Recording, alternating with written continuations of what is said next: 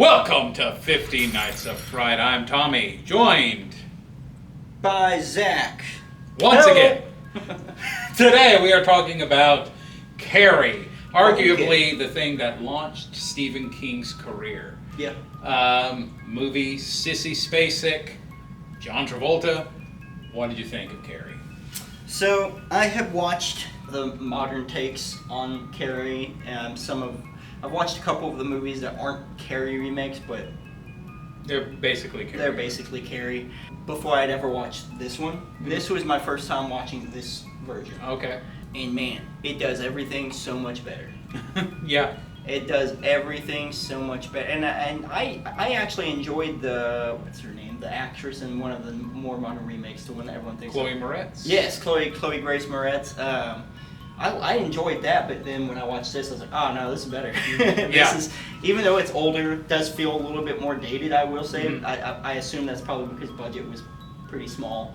Yeah, it stuck out. This one was a lot crazy. Of course, then again, she also looks like an older teen that would be running into these coming of age kind of thing, because that's what this is. 100% is a coming of age horror movie. Yeah. Young girl coming into not only womanhood but also psychic powers. Yeah. That's 100%. Yeah, they're definitely there's some metaphors in this. I always love something with some good metaphors for that. Mm-hmm. And then obviously Stephen King. I'm a big fan of a lot of Stephen King's work. So yes. it's not my favorite Stephen King work.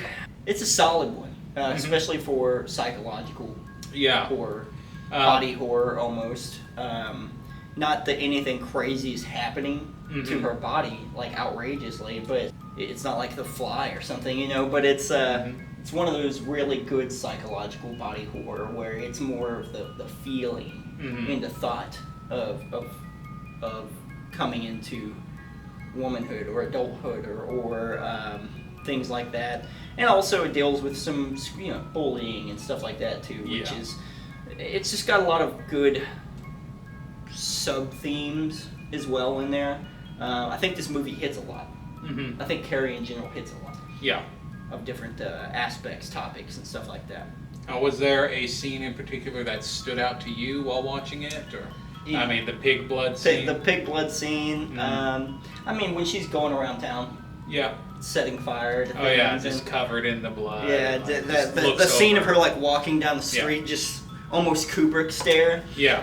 Just walking down the street and just, oh my god, it feels like a bad superhero movie, not like a bad movie, but like an anti-hero movie or a villain. It's a villain movie, yeah, really, but at the same time, it puts you in the POV where you're like, I get it though, like I understand. I don't blame her. She's doing some bad stuff, but who's the bad guy? Another one where it's like, who is the bad guy here? Yeah, the person that created the monster or the monster? Yeah. And probably all the girls throwing the tampons at her. They are the bad guys. Yeah, it's pretty rough, dude. Plug it up. Yeah, that's rough. Yeah. That was a rough scene. And then something that I never had to deal with, you know, so also just the dumping of the pig's blood is hardcore. Dude. Yeah, that's a bit over the top, like, like you do that in a modern school, there's a good chance you're getting expelled.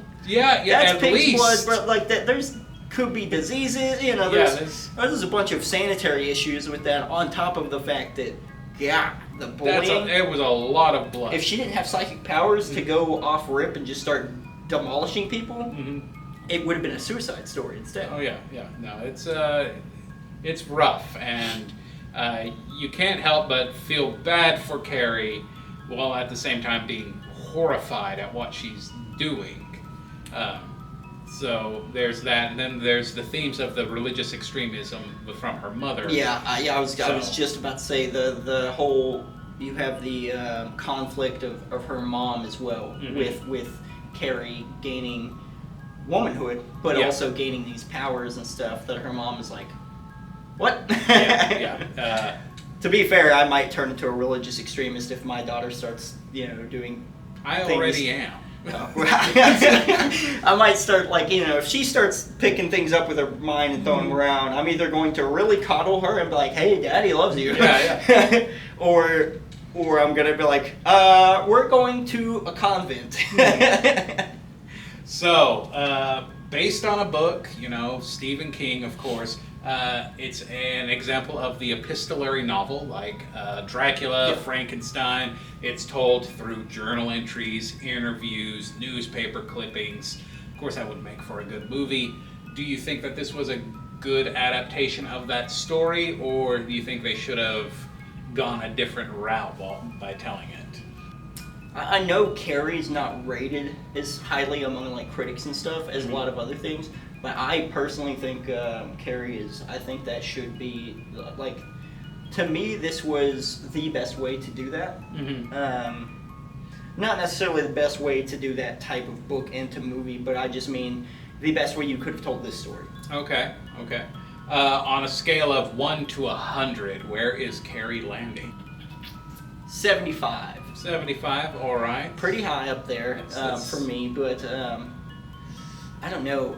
I almost want to say that it's because I have a kid now that some of the themes hit a little harder for me.